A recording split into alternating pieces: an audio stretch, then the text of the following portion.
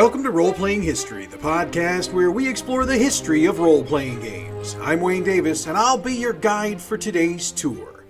Episode 16, White Wolf Publishing and Pinnacle Entertainment Group. After doing a deep dive into a favorite game of mine last week, this week we're going to take a look at not only the company that created that game, but also a company that created another of the best-selling series of games in role-playing history. Let's start with that second one first, and you'll figure out which game I'm talking about as we go along. To discuss the history of White Wolf Publishing, we have to go back a bit further and discuss a company known as Lion Rampant. Lion Rampant Publishing was established in 1987 by Jonathan Tweet and Mark Reinhagen. They're both game creators, and they established Lion Rampant to provide themselves with a platform to publish their creations. Shortly after the company was established, Lisa Stevens joined the company to act as the editor for their projects. The role-playing game Lion Rampant is best known for is Ars Magica. Now, we discussed Ars Magica briefly during the game timeline for the late 1980s, and I intend to cover it in a long form in another episode, but here's a brief overview of the game. Ars Magica was released in 1987. It's set in Mythic Europe, which is a historically grounded version of Europe and the Levant around 1200 AD. It has the added point that the prevalent folklore and institutions of the High Middle Ages are factual reality. The involvement of the players in the game revolves around an organization of magi and their allies and foes, both mundane and supernatural. Ars Magica was one of the first examples of a troop system, which we'll see more of later in this episode, and this first edition recommended that players collaborate to create the world, with each player having the opportunity to be a story guide, which is the term for the GM in this game. This would be accomplished by switching off between play sessions, also known as chapters. Furthermore, it was encouraged for each player to have more than one character. This allowed for players to switch characters as the game necessitated. One more note on this short recap of Ars Magica. To keep the authenticity of the game's setting, the game uses medieval Latin for a number of the key terms. So, for all of you medieval Latin scholars who wondered when in the hell you'd actually use that in the real world, here you are. Lion Rampant published another product of note. In 1987, prior to the release of Ars Magica, the company published Whimsy Cards. This card set, which was described by many as, quote, 48 flimsy cards and a 4-page rules pamphlet, end quote, was designed to provide players with another method to help direct the story of the game. 43 of the cards had distinct story elements printed on them, with 5 blanks included for players or the story guide to write in their own ideas. At the beginning of a session, the cards were to be shuffled and dealt out to the players. During the session itself, if the player had a card they wanted to play, they could. After describing how it would apply to the current story, if the story guide agreed to it, it would be incorporated into the story. Otherwise, the story guide had the right to veto it. Whimsy cards were, needless to say, not an overwhelming success, but they did provide a bit of capital for Lion Rampant to complete their initial publication of Ars Magica, so in that vein, it was successful. Lion Rampant continued as a company until 1990, when they joined forces with another group. That group was White Wolf Magazine.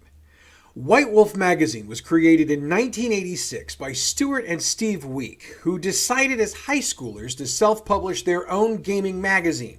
Steve Week gets credit for choosing the name White Wolf, claiming Elric of Melnibone as inspiration. White Wolf Magazine was published by the company they formed, White Wolf Publishing, in August of 1986. So, we've seen Lion Rampant, and we've gotten a brief introduction to White Wolf Magazine. In 1990, the two joined forces, using the name of the magazine's publishing company as the overall name for their new company, White Wolf Publishing. Now, going back to the magazine for a minute, it was reported in an editorial in White Wolf Magazine at the time that the magazine would continue to be independent of the game design portion of the company, and the magazine would continue to be published, with its name being changed to White Wolf Infobia with issue 50 in 1995. However, the magazine wouldn't last, and issue 57 would be its last before it was discontinued. For the record, White Wolf Magazine won Origins Awards for Best Professional Adventure Gaming Magazine in both 1991 and 1992. White Wolf's big claim to fame are the role-playing games released in what they named the World of Darkness. The original World of Darkness ran from 1991 to 2002 and consisted of Vampire the Masquerade, Werewolf the Apocalypse, Mage the Ascension, Wraith the Oblivion, Changeling the Dreaming, Hunter the Reckoning, and Demon the Fallen. There were also offshoots of some of these games published as part of the line, with games such as the Asia-themed Kindred of the East and the historical vampire game, Vampire: The Dark Ages. So, let's do a bit of background on these games, shall we? I mean, after all, what kind of history podcaster would I be if I passed up this opportunity? Besides, you might find something you might want to play, but just didn't know about. You're welcome. Vampire the Masquerade was designed by Mark Ryan Hagan, Graham Davis, Tom Dowd, Lisa Stevens, and Stuart Week, and the first edition was released in 1991. Vampire has a gothic punk feel to it, and the players take the roles of vampires, thus the name of the game. In this game, rather than call themselves vampires, they are referred to as Kindred. The game itself covers their night-to-night struggles with themselves, vampire hunters, other groups, and whatever else a game creator can come up with. Vampire utilizes the storytelling system, which we'll get into in detail in another show. For our purposes today, the storytelling system utilizes a dot system for character attributes or skills. Dots are purchased with character points, and each dot equals a 10-sided die. So, when making attribute or skill checks for each dot in one of those, you get to roll a 10-sided die. The storyteller, the GM in this system, gives you a target number to roll, and for each die with that number on it, you get a success. If you get the number of successes needed, you succeed at the task. Any die with a 1 on it is a failure, and each failure takes away a success. Anyway, that's the system in a simplified version. Like I said, we're going to dig deeper into that in another show. Getting back into Vampire, humanity is the central theme of the game, and vampires even have a humanity score. As that score decreases, the vampire's beast, or feral side, takes over. Should it ever take completely over, the vampire goes into a frenzy, and at that point the character should be taken over by the storyteller, as the player really no longer has control. Now, we'll be deep diving Vampire in a future episode, so while you got a bit of background here, this isn't the whole story. Hey, if I gave it all out now, what would I have for another show? Come on, cut me a little slack.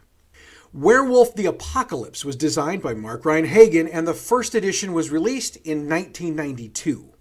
While the rules basics are the same as Vampire, the big obvious difference between the games is that in Werewolf, the characters are the garou, which comes from the French term loup-garou. Basically, this means the characters are were-creatures. I say were-creatures because players aren't limited to just playing werewolves. In fact, in the game I'm playing in currently, we have werewolves, werebears, were-owls, were-ravens, were-panthers. You get the point. So much like the fact that there are different flavors of vampires, there are different styles of were-creatures, and the game covers the interactions of the various were-clans with each other, as well as the encroachment of urban sprawl on their territory. Werewolf shares the same gothic punk style as Vampire, and of most of the other games in this line. Mage the Ascension was designed by Stuart Week, Christopher Early, Stephen Week, Bill Bridges, Sam Chupp, and Andrew Greenberg, and was released in 1993. Now, one of the things that makes Mage different from the previous two games we've discussed is that it was fairly heavily influenced by Ars Magica. That becomes more obvious when you realize that mages, who are the characters in the game, have the ability to shape reality through magic. The game calls the process of a mage discovering their ability to use magic as the awakening, which can be a very traumatic experience for that character. The adventures themselves focus on the mages discovering their abilities, then interacting with the various factions involved in the game, some of which are magical, others are more technology-based, and others are just flat-out anti-mage. The game doesn't tie in vampires or werewolves either, which also makes it different from the first two titles, as those would at the very least refer to the other, if not provide the opportunity for conflict. Wraith the Oblivion was designed by Mark Reinhagen, Sam Chupp, and Jennifer Harshorn, and the first edition was released in 1994. The focus of Wraith was way different than the previous 3 entries in the World of Darkness, as the players are playing characters who have died and are trying to navigate the afterlife. Characters can either choose a true afterlife, known as transcendence, get involved in the politics and machinations of the denizens of the afterlife, or succumb gradually into the oblivion that wants to devour newly deceased souls. Wraith also leaves the gothic punk vibe of the previous games in the line and goes straight for the horror setting, as you no doubt figured out from my brief description. For the record, it should be noted that Wraith was the least successful and least popular of all the line of World of Darkness. Changeling the Dreaming was created by Mark Reinhagen, Sam Chupp, Ian Lemke, and Joshua Gabriel Tinbrook and was released in July of 1995. Continuing the gothic punk vibe of most of the previous games in the series, players in Changeling are playing members of the Fae, or Fairy World. Now, this also means the game draws on mythologies from a number of other different cultures, including Native American, Greek, Indian, and Yoruban mythology. I would also note that if you've read the books in the Dresden Files, you got a pretty good idea about how the Fae operate in this game. Reviews for Changeling were bland, but this game was huge for France for a period of time in the late 1990s. Hunter the Reckoning was a different style of game in the World of Darkness, created by Mark Reinhagen, Andrew Bates, Phil Bricotto, Ken Cliffey, Greg Fountain, Ed Hall, Jess Heinig, Michael Lee, Richard Thomas, Mike Tinney, and Stuart Week. It was released in 1999. Now, when I say different, I mean different. Hunters are presumed to be new to the world. They are, as you might guess, hunting the things that go bump in the night.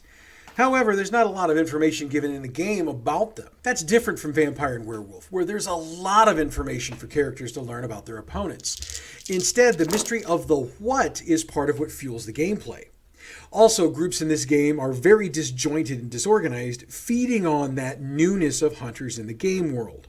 White Wolf produced a ton of product to support Hunter, and it's still played by a number of folks around the world. Demon the Fallen was created by Michael B. Lee, Steve Kenson, Lucian Solban, Greg Stolze, Adam Tinworth, and Pauline Benny, and was released in 2002. The basics of this game are that the players are playing demons. You know, literal fallen angels who have descended into hell after the long war with heaven. The idea of the game is for the players to restore the grace of the fallen and try to reconnect with humanity while evading monstrous demons and staving off their own agony. Sounds like a roaring good time for the whole family to me. I'm just kidding. While I haven't played the game myself, I have spoken with a number of folks who have, and while they've reported the game can get intense at times, they really had a good time playing the game. At the time, Demon was well supported by White Wolf, but it only got the one printing. Now, as I mentioned above, Kindred of the East and Vampire the Dark Ages were offshoots of Vampire, so their game styles are similar, though their settings are different. The World of Darkness was supported, for the most part, until 2004, when the series was rebooted and renamed Chronicles of Darkness. There were 11 titles in that line, with Vampire, Werewolf, Mage, Hunter, and Changeling getting new titles, and new games such as Promethean the Created, Beast the Primordial, Mummy the Curse, Demon the Descent, and Deviant the Renegades getting released as well. You know, after doing all this, I think maybe we need to do a deep dive into both the World of Darkness and the Chronicle of Darkness, so we'll scratch that onto the schedule for a future episode. Now, with a huge library of World of Darkness materials being published, one might think that's all White Wolf did. Well, if you thought that, you'd be wrong, and I'll show you what I mean about that right after we take a break.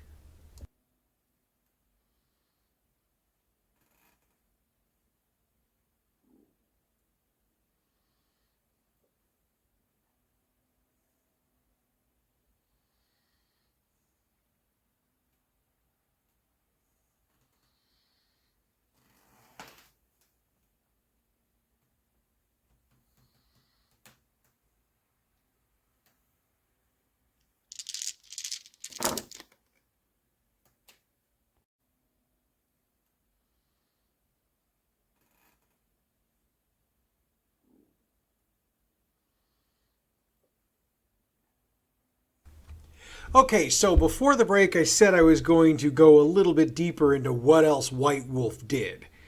Well, the company also published a high fantasy game, Exalted, along with the game Scion, plus a ton of D20 system material under their imprint Sword and Sorcery.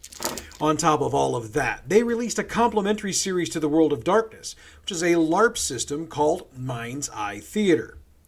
Exalted is a high fantasy game developed by Robert Hatch, Justin Achille, Stephen Week, Andrew Bates, Dana Habacker, Sherry M. Johnson, Chris McDonough, and Richard Thomas. Released in 2001, it utilizes the storyteller system developed for Vampire and has the players playing characters who are the chosen champions of greater powers. This means that many of the challenges presented to them during the course of the game would be impossible for normal human beings. However, the characters' benefactors have imbued them with charms, which help them accomplish the tasks they're sent out to do. Exalted was well received upon its release, and you can still play it today.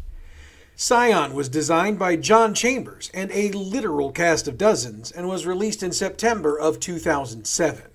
In Scion, players take on the roles of mortals who are descended from gods.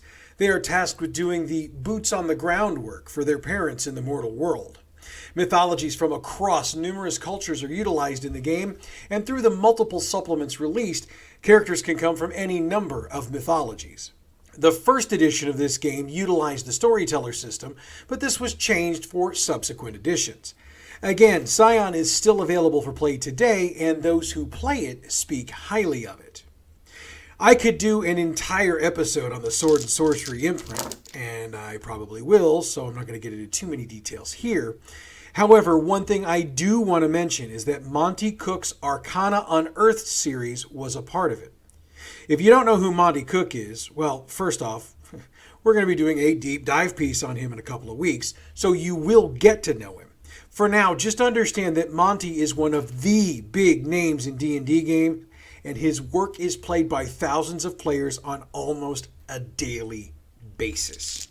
So, let's take a quick look now at Mind's Eye Theater. It's a set of rules established to promote live-action role-playing, or LARP. Vampire tends to be the game most commonly LARPed, and it's the game the first rules for Mind's Eye were created for. Later, rules were created for the rest of the games in the World of Darkness line. So what kind of rules do you put into place for a LARP? Well, instead of rolling dice, disputes were to be settled through the rock, paper, scissors method. In addition, players were encouraged to carry a deck of 10 playing cards, ace through 10. If a skill check was called for, the player would draw a card from their deck, add their skill modifier, and compare it to the other checks. Other than that, the rules provide guidance in actually running a LARP session. So if it's something that interests you, pick up a copy of the rules and check it out. Now, getting back to White Wolf. White Wolf also published a few collectible card games, Arcadia, Rage, and Vampire: The Eternal Struggle. They also licensed Vampire and Hunter for video game use. However, White Wolf couldn't last on its own forever, and on November 11th, 2006, White Wolf Publishing and CCP Games, based out of Iceland, would merge forces. 1 year later, it was announced that CCP White Wolf was getting out of the tabletop role-playing game business. At that time, Onyx Path Publishing stepped in and purchased as much of the product line rights as they could in order to continue producing the games. And that's where we'll end our White Wolf tour, though we will get into Onyx Path Publishing another time. So with that in mind, let's take a look at our other publisher subject for the week, Pinnacle Entertainment Group. Pinnacle Entertainment Group was created by Shane Lacey Hensley when he wanted to create a 19th century miniature game. That game was called Fields of Honor and was released in 1994. At the time, Hensley didn't have the structure in place to handle distribution and a lot of the other behind-the-scenes stuff, so he worked with Chameleon Eclectic on the release. 1 year later, the two companies worked together again, releasing The Last Crusade, which was a collectible card game created by John Hopler and set in World War II.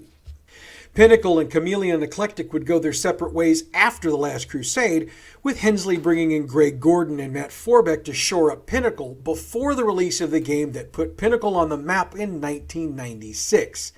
Now, we just talked about that game last week, Deadlands.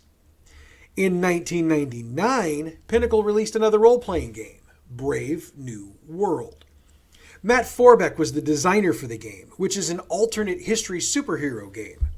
Brave New World is set in a fascist USA that has been in perpetual state of martial law since the 1960s. Forbeck has reported over the years that he was inspired in the creation of the game by a couple of Batman comic storylines, Kingdom Come and The Dark Knight Returns. Brave New World uses a system similar to the one created for Deadlands, with poker cards and poker chips being used. However, the game only uses a 6-sided die. Brave New World was sold to Alderac Entertainment Group in 2000 and was ultimately canceled in early 2001. For the record, all of the Brave New World books are available in PDF through drivethrurpg.com. In 2001, Pinnacle released another major line for the company, calling it Weird Wars. Based at least spiritually on the concepts created for Deadlands, Weird War II, the first game in the line, has the players playing as Allied soldiers during the Second World War. The characters encounter haunted vehicles, fight mutant Nazi soldiers, and investigate the supernatural. Magic in the game is fairly low-powered, but technology in the game is a bit higher than in Deadlands. Also, the history of Deadlands does not carry over into this game. It should also be noted that the system utilized for Weird Wars is the D20 system rather than the Deadlands system. Weird Wars was designed by John R. Hopler and Shane Lacey Hensley and was decently reviewed by the gaming community. Now, sometime between the release of Weird War II and 2003, Pinnacle Entertainment Group changed its name to Great White Games. Apparently, the name change was the only major change in the company, as Shane Lacey Hensley was still at the helm, and all of the previous released product that had been supported was still being supported. In 2003, Great White Games released the title that is still being utilized by the company to great success today, Savage Worlds. Savage Worlds was designed to be both a role-playing game and a miniatures game. The system itself is very streamlined, designed to be a basic system that can be used to play games in any genre. Savage Worlds utilizes the tagline, fast, furious, fun, in order to emphasize the streamlined rules and ease of play for the system. Every release in the Savage Worlds line, since the core rules, is intended to be a self-contained campaign, which minimizes the prep time needed for a GM. However, it should also be noted that Deadlands has gotten a release with Savage World rules, and other companies have allowed some of their titles to be released with Savage World rules as well. Rifts and Pathfinder are two that come to mind first when discussing non-Great White Games Pinnacle Entertainment Group games. In 2004, a follow-up to Weird War II was released. Titled Tour of Darkness, this game was set during the Vietnam War and was keyed to the Savage World rule set. In late 2005, Hensley announced that Great White Games would be changing its name back to its original name, and thus Pinnacle Entertainment Group was once again the name for the company. In recent years, Pinnacle has focused almost exclusively on the Savage World settings for their games and continue to work with other publishers to try to bring some of their titles to the Savage World setting. They're also preparing to bring a Superpowers game to Savage Worlds. They're launching a crowdfunding campaign on their website. Head over to peginc.com to check it out if you're interested. And with that, we come to the end of today's tour. Next week, we're going to do another game deep dive. Pathfinder's the game, and while it's similar to D&D on the surface, you're going to find out just how different it is when we take this deeper look. Need to give another shout out to the crew at For the Loot Gaming. Those guys have been promoting the hell out of this podcast during their live streams. So if you're into watching folks live stream video gaming, I strongly encourage you to give them a watch. Again, that's For the Loot Gaming on Twitch. You can also check them out on Twitter at For the Loot Gaming. Wanted to take another minute to say hello and welcome to our new listeners. I've been peeping the numbers, and we're gaining new listeners all over the United States and all around the world. So wherever you're listening to us, I appreciate you. And I only ask that you tell your friends, family, coworkers, hell, tell anybody you think might like us about this podcast. Of course, I haven't forgotten about all of you that have been with us since day one-ish. Your loyalty has not been forgotten. My hope is that at some point we've got the ability to start doing giveaways so that I can show you just how much your loyalty means. But I'm broke and we are nowhere near that goal yet. But we're working on it. As always, you can check us out on Facebook. Our page is Roleplaying History Podcast. On Twitter, hit us up at Roleplaying History Podcast or use the hashtag Roleplaying History Podcast. YouTube, we've got a channel, Roleplaying History Podcast. Click on the subscribe button and hit the bell to get alerts when we do updates. Or, of course, if you're a little old school, and it's really friggin' funny that I'm calling email old school, but you can email us at roleplayinghistorypodcast@gmail.com.